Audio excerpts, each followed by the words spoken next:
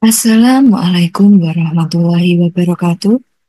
Kembali lagi di bimbelbelajar.com. Kali ini kita akan belajar mengenai soal-soal SJT dan PJK. Sebelum kita ke soal yang pertama, jangan lupa teman-teman untuk klik like, share, komen, dan subscribe di channel belajar.com sukses. Karena konten kami sangat bergantung dengan like, share, komen, dan subscribe dari teman-teman semua. Agar channel kami bisa berkelanjutan dan selalu meng-share soal-soal terbaru, mulai dari SJT dan PJK dan soal-soal terbaru lainnya yang berbasis HOTS. Oke, tanpa langsung berlama-lama, kita ke soal yang pertama.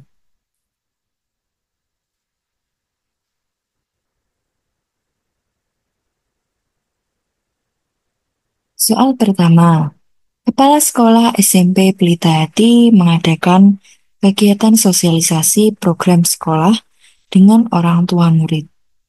Beberapa agenda yang dilakukan antara lain adalah: satu, pengenalan perundungan dalam dunia maya; dua, bahaya perundungan bagi jiwa dan raga; tiga, mengenali perundungan di sekitar anak; empat, mengenai karakteristik perundung atau pelaku perundungan; lima, memaknai pesan pencegahan perundungan dunia maya melalui sebuah permainan; enam, pementasan drama pencegahan perundungan. Tahapan kegiatan koordinasi tersebut sudah melibatkan komunitas keluarga dalam program sekolah untuk mendukung tumbuhnya kepemimpinan murid yang dilakukan dengan strategi: A. Melakukan sosialisasi dan melibatkan orang tua dalam diskusi-diskusi terkait dengan program sekolah. B. Mempromosikan dan mengapresiasi upaya orang tua dalam membangun kemandirian, resiliensi, dan tanggung jawab murid. C. Melibatkan orang tua untuk membantu menyediakan dukungan dan akses ke sumber belajar yang lebih luas. D. Memberikan kesempatan bagi murid untuk menunjukkan dan mendemonstrasikan hasil belajar mereka kepada orang tua. Kita bahas soalnya, teman-teman.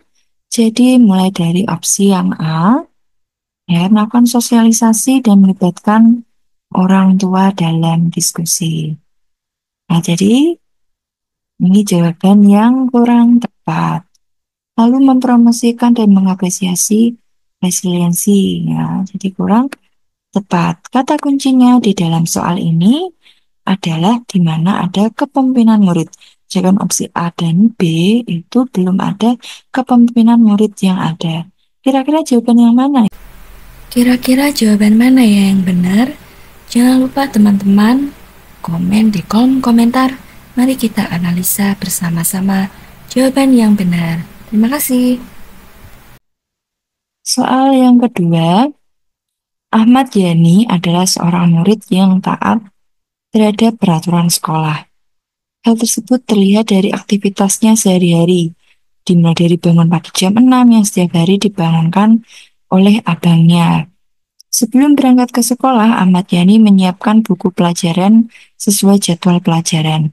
Ahmad Yani jarang sarapan, terkadang hanya minum air putih karena selalu tergesa-gesa untuk berangkat ke sekolah dan selalu hadir dengan atribut lengkap dan mengikuti pelajaran sesuai jadwalnya sampai selesai dan langsung pulang ke rumah. Ahmad Yani jarang melakukan ibadah atau kegiatan keagamaan secara rutin sebagai muslim di sekolah. Aktivitas rutin yang dilakukan oleh Ahmad Yani sebagai siswa menjadi tantangan Pak Amir sebagai guru PAI untuk menciptakan lingkungan sekolah yang mampu menumbuhkan kembangkan kepemimpinan murid serta mewujudkan profil pelajar Pancasila, khususnya pada dimensi beriman, bertakwa, dan berakhlak mulia. Tantangan yang dihadapi Pak Amir berkaitan dengan lingkungan sekolah yang berhubungan dengan A. Menumbuhkan daya lenting dan sikap tangguh untuk terus bangkit di tengah kesempitan dan kesulitan. B. Menggunakan pola pikir positif dan merasakan emosi yang positif. C. Menentukan tujuan, harapan, atau mimpi yang manfaat dan kebaikannya melampaui kepentingan individu. Dia menempatkan murid sedemikian rupa sehingga terlibat dalam proses pembelajaran. Jadi ini Ahmad Yani itu siswa yang sebelum berangkat itu menyiapkan buku pelajarannya baru hari itu. Lalu jarang sarapan, tergesa-gesa, lalu jarang sholat, jarang beribadah. Nah, jadi pada hal ini Pak Amir ingin mewujudkan profil pelajar Pancasila yaitu beriman bertakwa. Jadi tantangannya bagaimana? Kita bahas melalui dari opsi yang A, menumbuhkan daya lenting dan sifat tangguh. Ini eh, apakah merupakan sebuah tantangan dari di sini? Tantangannya menumbuhkan daya lenting itu tahan banting dan sikap tangguh. Jangan di sini tidak ada yang berkaitan dengan permasalahannya, yang berkaitan dengan di tengah kesempitan dan kesulitan. Nah, ini kurang tepat ya teman-teman. Jangan di sini permasalahannya Ahmad Yani itu sering terlambat dan melakukan sesuatu dengan tergesa-gesa. Lalu menggunakan pola pikir positif ini juga tidak berkaitan ya, karena ini ada emosi. Ya, jadi ini kaitannya dengan perilaku dari Ahmad Yani agar bisa dapat berubah. Nah, selanjutnya, menentukan tujuan, harapan, atau mimpi yang manfaat dan kebaikannya mampu kepentingan individu. Nah, dari ini kita tahu bahwa bagaimana tujuan dari Ahmad Yani ini melakukan kegiatan keagamaan itu apa, harapan dan mimpinya itu seperti apa. Jadi, ini berkaitan dengan perilaku, yang dimana ada tujuan dan harapan. Nah, jadi jawaban yang tepat adalah C. Kalau yang ini emosi, sedangkan di sini belum ada kaitan emosi atau perilaku yang menunjukkan emosi. Dan ini juga yang A, kesempitan dan kesulitan. Di sini Ahmad Yani tidak mengalami kesulitan, hanya dia belum bisa mengatur jadwalnya. Lalu menempatkan murid sedemikian rupa hingga aktif ini juga kurang tepat karena apa? Di sini dalam proses belajarnya sendiri. Sedangkan Pak Amir ini sebagai guru agama harus bisa mendorong kebaikan ya. Jadi ini biar perilaku dari Amir itu harus diberikan kesadaran terlebih dahulu. Baru nanti diberikan komitmen agar Amir bisa aktif, Pak Ahmad Yani dapat berubah menjadi lebih baik. Oke, soal selanjutnya. Seorang murid SMP sedang bermain bersama dengan teman sekelasnya di belakang halaman sekolah. Sedang asik bermain, mereka melihat banyak sekali botol air mineral yang berserakan. Mereka pun berinisiatif untuk mengumpulkannya. Salah seorang murid menyampaikan idenya supaya botol air mineral ini bisa dimanfaatkan sebagai kursi dan meja untuk bersantai di taman sekolah. Mereka pun menyampaikan idenya anti kepada Bus Anti Guru Prakarya. Bu Santi, guru prakarya mereka. Bu Santi menyetujui ide mereka dan meminta mereka untuk membuat desain kursi yang dimaksud dan teknik pembuatannya. Salah satu anak menyampaikan juga kepada Bu Santi bahwa kursi tersebut juga bisa dimanfaatkan oleh warga sekitar untuk bersantai di taman perkampungan. Berdasarkan kasus di atas, strategi yang tepat untuk mengembangkan student agency adalah A. Melibatkan media untuk mengkomunikasikan dan mempromosikan berbagai aktivitas murid. B. Melibatkan lingkungan sekitar sekolah dalam berbagai kegiatan yang digagas murid. C. Mendorong murid untuk menyuarakan pendapat, saran-saran, dan solusi dan menyalurkan kepada petugas kantin.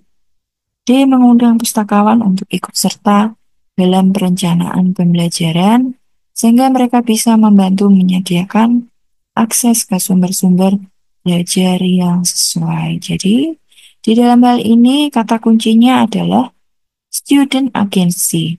Yang dimana itu student agency itu adalah siswa yang aktif, ya mendorong siswa untuk aktif dan meningkatkan partisipasi. Nah, jadi kita lihat jawaban mana yang cenderung ke situ.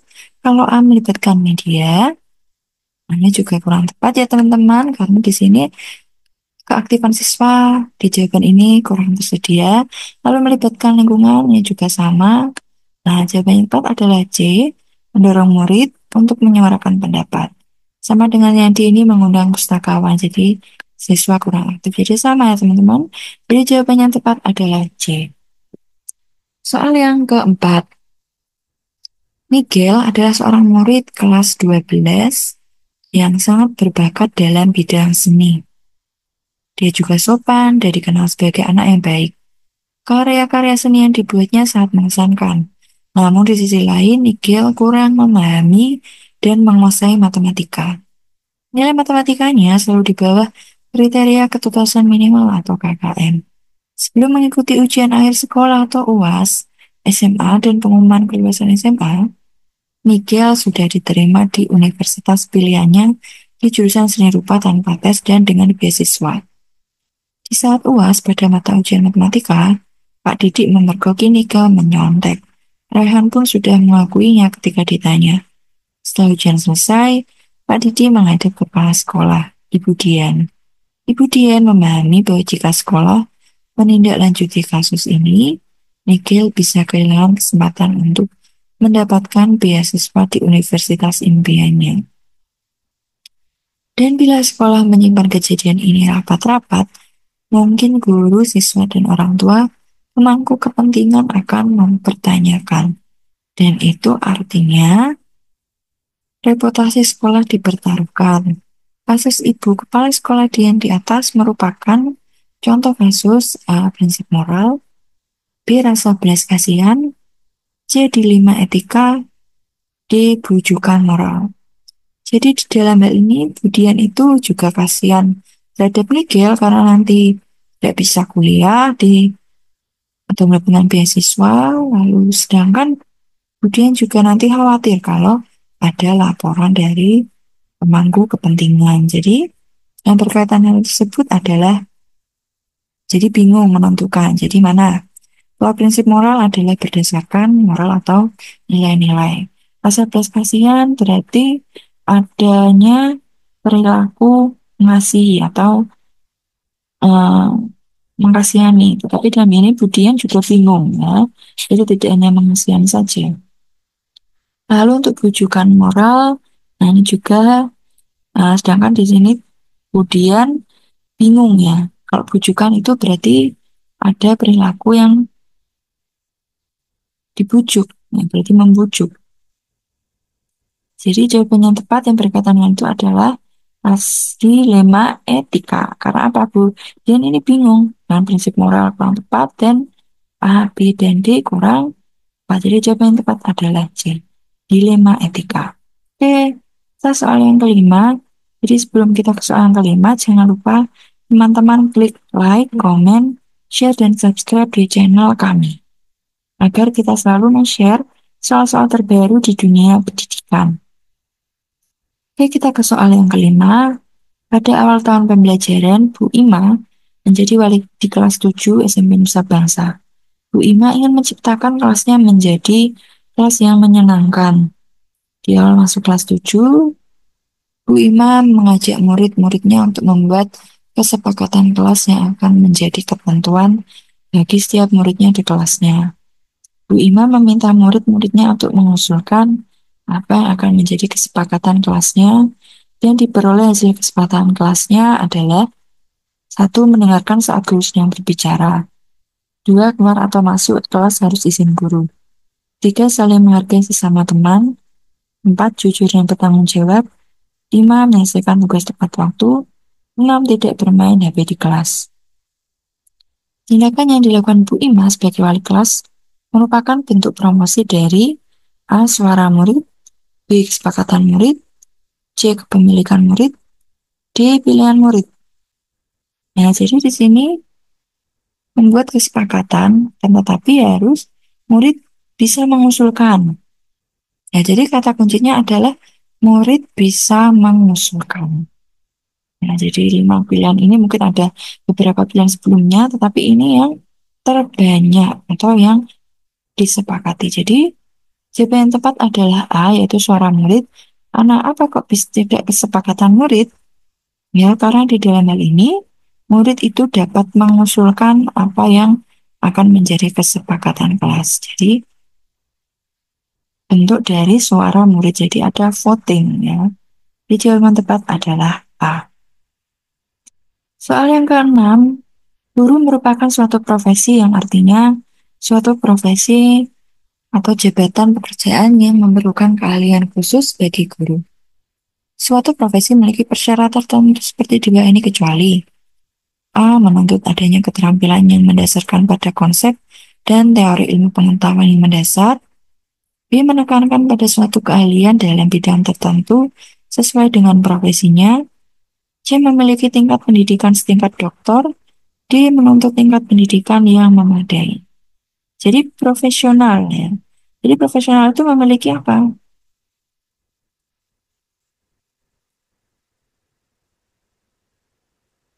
Ini ada kalimat yaitu kecuali.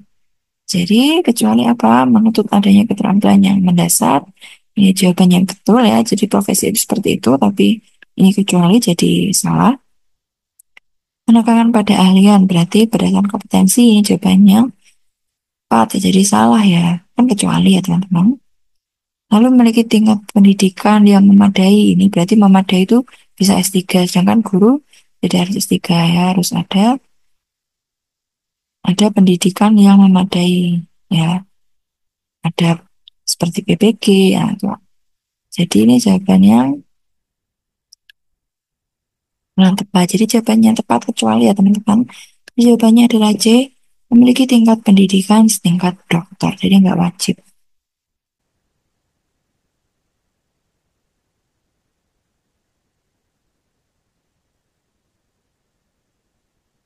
Soal yang ketujuh, guru disyaratkan memiliki sifat yang jujur, berbudi luhur, dewasa, beriman, bermoral, kemampuan mengaktualisasikan diri, seperti disiplin, tanggung jawab, peka, objektif, luas, berwawasan luas, dapat berkomunikasi dengan orang lain. Hal tersebut termasuk dalam jenis A. Kompetensi pedagogik, ya sama A dan B. C. Kompetensi kepribadian, D. Kompetensi sosial.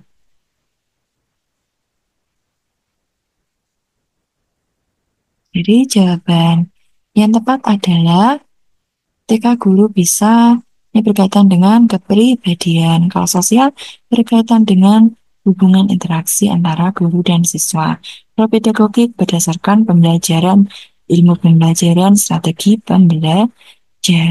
Oke, kita ke soal yang selanjutnya. Soal yang ke-8, guru harus memiliki pemahaman akan sifat, ciri peserta didik, dan perkembangannya. Mengerti berbagai konsep pendidikan yang berguna untuk membantu peserta didik menguasai beberapa metodologi pengajar yang sesuai dengan bahan dan perkembangan peserta didik, serta menguasai sistem evaluasi yang tepat dan baik, yang pada gilirannya semakin meningkatkan kemampuan peserta didik.